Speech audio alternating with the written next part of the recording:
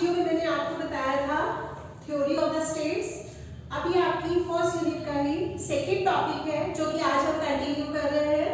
वो है आपका stages of state formation in ancient India. Means हम लोग जो पढ़ रहे हैं फर्स्ट यूनिट पे कि पहले हमने पढ़ा स्टेट क्या थी, कौन कौन सी थ्योरी मानी गई कि स्टेट का डेवलपमेंट कैसे हुआ, कैसे क्रिएट हुई। फिर हम लोग पढ़ रहे हैं कि इंडिया में कौन कौन सी स्टेजेस पर स्टेट फॉर्म हुई। देन हम लोग पढ़ेंगे कि किंगशिप कैसी थी, मिनिस्ट्री ऑफ काउंसिल कैसी थी, विमेन की कंडीशंस क्या थी, कौन कौन से हमारे आश्रम्स थे, स्टेजेस ऑफ लाइफ क्या थी। ये सारे टॉपिक्स हम यूनिट 1 में कवर कर रहे हैं। तो अगर हम बात करें stages of state formation in ancient India, तो पहले तो ये बताया गया कि जब बहुत स्टार्टिंग से जब देयर वाज नो लाइफ, सिर्फ ह्यूमन बीइंग ने जब एक तरीके से जीना सीखा तो उसने सबसे पहले खाने की तलाश में, हर चीज की तलाश में उसने लूटिंग करना सीखा। वो लूटने लगा, इधर उधर जाने लगा हर चीज के लिए।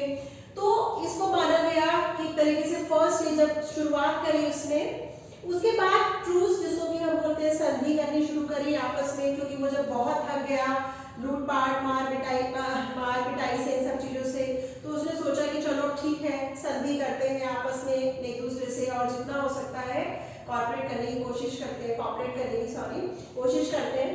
देन ट्रिब्यूट में ये है कि फिर लोग अपने आप से ही कंट्रीब्यूट करने लगे, जो भी उनका कंट्रीब्यूशन हो सकता था, जिसके पास जो भी होता था वो दूसरे को हेल्प करता था कि चलो ठीक है मेरे पास ये है, मैं आपकी हेल्प करता हूँ, आप मुझ मेरी हेल्प करिए। तो एक दूसरे के साथ ट्रिब्यूट की फीलिंग्स उनके अंदर डेवलप हुई। जब आफ्टर ट्रूथ जब उन्होंने संधि करी तो फिर उनके अंदर ये फीलिंग्स क्रिएट हुई। फिर उन्होंने ऑक्यूपेशन की तरफ बढ़े कि अब कुछ काम भी तो होना चाहिए, हाउ कैन वी सर्वाइव। तो ऑक्यूपेशन चाहिए था, कुछ काम चाहिए था करने के लिए।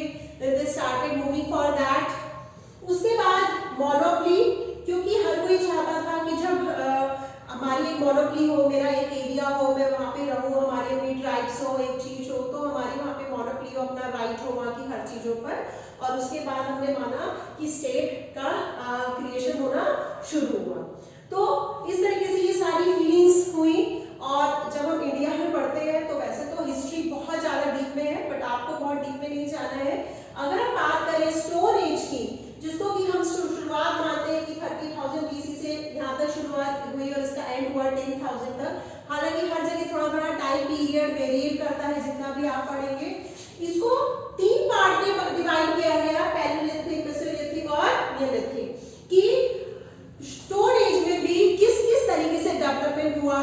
पढ़ा था आप लोगों ने भी अपने स्कूल लाइफ में कि पहले इंसान को कुछ नहीं पता था, फिर उसने धीरे धीरे आग जलाना सीखा।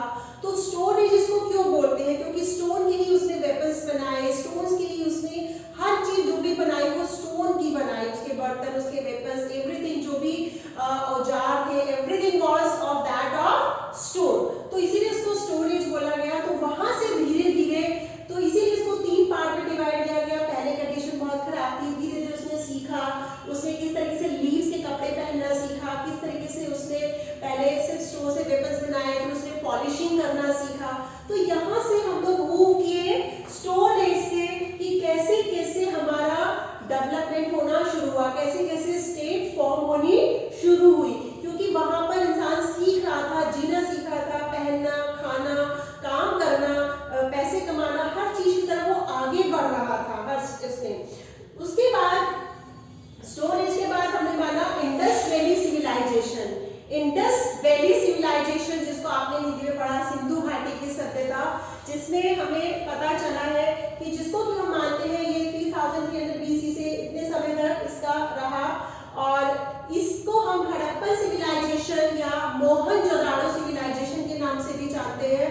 और बहुत ज़्यादा हम लोग अपने स्कूल टाइम में पढ़ चुके हैं हड़प्पन सिविलाइजेशन, मोहनजोदाड़ो सिविलाइजेशन के बारे में, कि उस समय हमें जो थोड़े बहुत चीज़ें मिली हैं, जो हमें पता चला है।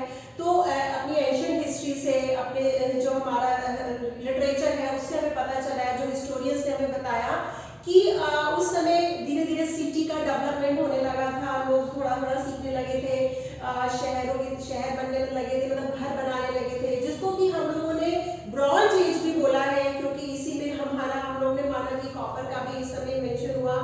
और इसी एज में क्या कहते हैं, हम लोग को आइडल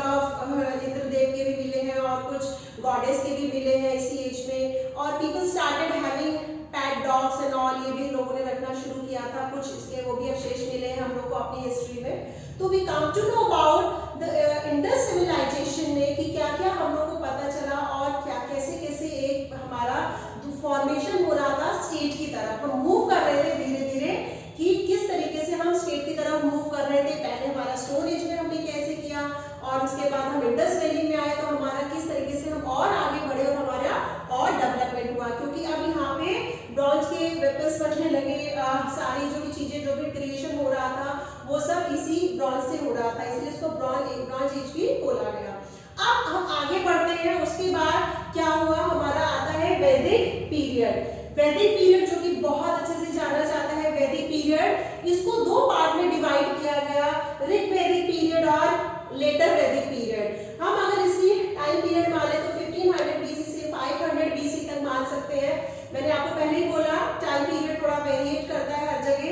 तो इस ऋग वैदिक में हमारा एक ही वेद लिखा गया था, ऋग्वेद, इसीलिए इसको ऋग वैदिक पीरियड कहा जाता है। और लेटर वैदिक पीरियड में हमारे रेस्ट ऑफ द 3 वेद लिखे गए जो कि अर्थवेद, यजुर्वेद और सामवेद के नाम से जाने जाते हैं। इन पीरियड्स में बहुत ज्यादा एपिक्स और हमारे ग्रंथ, हमारे पुराण, हमारे शास्त्र को बहुत ज्यादा हमें देखने को मिलता है। ये सब का क्रिएशन हुआ, धीरे इसमें काफी डेवलपमेंट हुआ, हमारे सिटीज विलेजेस डेवलप हुए और किंग कल्चर भी यहाँ पर क्रिएट हुआ। और एक तरीके से आयरन का भी यहाँ पे इन्वेंशन हुआ, हमारे घरों का रहने का तरीका, लिविंग ऑफ स्टैंडर्ड, हमारा फूड, हमारा ड्रेसेस, हमारे हर चीज में डेवलपमेंट हुआ। वैदिक पीरियड में बहुत सारी मिनिस्ट्रीज ऑफ काउंसिल्स बनाई गई, किंग्स का वो हुआ और रूल्स एंड रेगुलेशंस बनाए गए, लॉज बनाए गए जो कि हम वैदिक पीरियड से मानते हैं। फिर हम कह सकते हैं इसके बाद आया तो हमारा वैदिक पीरियड के बाद भी हमारा एक संगम पीरियड माना जाता है, एक महाजनपदा पीरियड माना जाता है। कि हिस्ट्री में तो बहुत सारा अगर आप पढ़ेंगे तो डिटेल्स में बहुत है, बट हमें अपने एग्जाम्स पॉइंट ऑफ व्यू से पढ़ रहे हैं, थोड़ा थोड़ा हम लोग को पता हो जाना चाहिए। उसके बाद हम कह सकते हैं मौर्यन पीरियड जो कि हम मान सकते हैं 320 BC से, जो कि बहुत बड़ा काफी समय तक रहा और इसी पीरियड में हमारा जैन धर्म और बौद्ध धर्म आया। ये दोनों ही एक ही टाइम पे माने जाते हैं और कौटिल्य इस समय आए और उन्होंने काफी, चाणक्य ने बहुत कुछ लिखा, अर्थशास्त्र लिखी और किस तरीके से एक राजा की ड्यूटीज होती हैं, अमात्य क्या होता है, किस तरीके से एक मिनिस्ट्री चलती है, एक किंग को किस तरीके से रूल करना चाहिए। तो वो हमारा जो डेवलपमेंट है वो मौर्यन टाइम में हुआ है और मौर्यन टाइम में जो इसका एंड हुआ है वो अशोका पीरियड तक हम माना जाता है, जब राजा की अशोका के जाने के बाद मौर्य पीरियड का एंड हुआ था। देन हमारा हम लोग मानते हैं कि गुप्ता पीरियड को जिसको कि हम गोल्डन एज मानते हैं इंडिया के लिए, वो गुप्ता पीरियड जो कि हमारा 300 AD से हम 500 AD तक मान सकते हैं, जिसमें बहुत ज्यादा कल्चर, आर्ट और literature, music, temples and all ये सब क्रिएट होने लगा। जबकि वैदिक पीरियड में कोई भी आपको नहीं मिलेगा कोई मंदिर। उस समय तो हम लोग नेचर की पूजा करते थे, सन की वर्शिप करते थे और फायर की वर्शिप करते थे, इसीलिए यज्ञ वगैरह, हवन वगैरह हमने वैदिक पीरियड में देखा। लेकिन और गुप्ता पीरियड में आने के बाद हम लोग को बहुत सारे मंदिर वगैरह, आर्ट, कल्चर ये सब बहुत क्रिएट हुआ।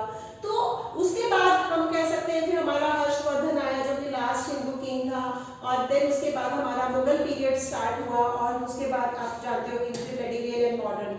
तो इस तरीके से इंडिया में अगर हम स्टेजेस ऑफ स्टेट क्रिएशन माने कि किस तरीके से एंशिएंट इंडिया में स्टेट क्रिएट होनी शुरू हुई, तो बेसिक हम लोग इसी तरीके से एग्जाम्स में लिख सकते हैं कि पहले इंसान के अंदर जो फीलिंग्स आई कि वो looting, tools, tribute, occupation and then stone age में धीरे धीरे उसने अपने रहने के, खाने के, पहनने के और काम करने के बहुत सारे नए नए तरीके वो निकालता गया जैसे जैसे डेवलपमेंट हुआ। और फिर इंडस्ट्रियल में हड़प्पन, मोहनजोदड़ो और किस तरीके से उसने रहना, घर बनाना, पूजा पाठ करना ये सब सीखा। देन वैदिक पीरियड में तो बहुत कुछ आपने देखा, महाभारत, रामायण, पुराण, शास्त्र आप लोग पढ़ चुके होंगे कि कितना सब कुछ डेवलपमेंट और क्रिएशन हो चुका था। एंड देन संगम महाजनपदा जो मैंने यहाँ नहीं लिखा है बट वो भी एक पीरियड में, कलिंगा पीरियड आया, ये सब किष्किंधा कांड और बहुत कुछ आप अगर डिटेल्स में आप ढूंढ लगी बहुत कुछ है पढ़ने के लिए। बट शॉर्ट एग्जाम्स के हिसाब से अगर आपसे क्वेश्चन पूछा जाता है the stages of the state formation in India, तो आप इतना लिख के इनको थोड़ा थोड़ा एक्सप्लेन कर देंगे तो that would be more than enough for you. तो ये टॉपिक था आपका आज का, जिसको हमने बताया कि stages of state formation in India क्या थी। अभी आप इसको पढ़िए, इसके बाद मैं आपको बताती हूँ किंगशिप और मिनिस्ट्री ऑफ काउंसिल हमारी एंशिएंट इंडिया में